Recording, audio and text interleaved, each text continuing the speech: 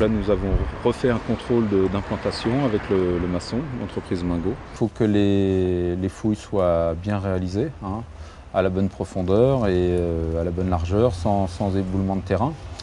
Par contre, l'avantage, c'est qu'on n'a pas été obligé de ferrailler les semelles. Et de ce fait, on a gagné quand même pas mal de temps, quoi, au niveau de la réalisation des fondations.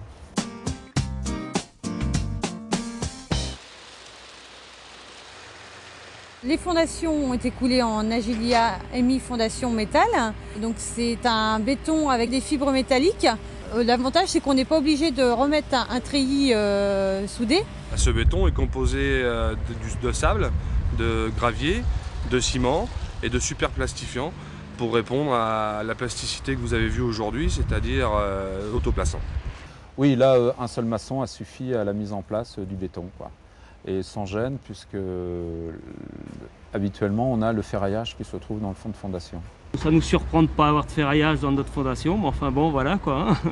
C'est pas notre habitude. Mais le béton, il est conçu comme ça, donc il n'y a pas de problème, quoi.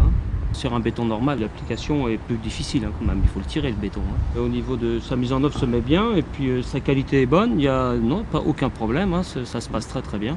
Concernant les temps de séchage, c'est exactement la même chose que les autres bétons. Alors aujourd'hui, on a coulé donc les fondations.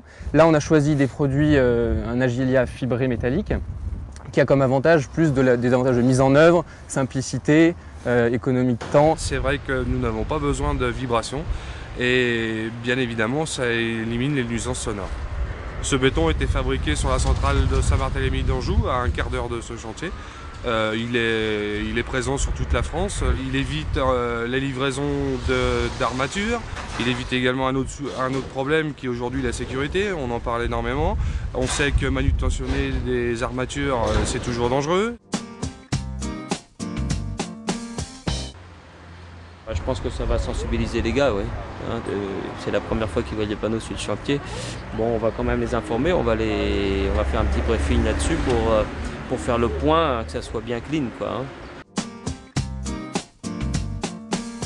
Prochaine étape, on va se retrouver pour le coulage de la dalle. Donc là, on va rentrer dans le détail du BBC. Très important puisque c'est par là qu'une partie de l'énergie peut s'échapper.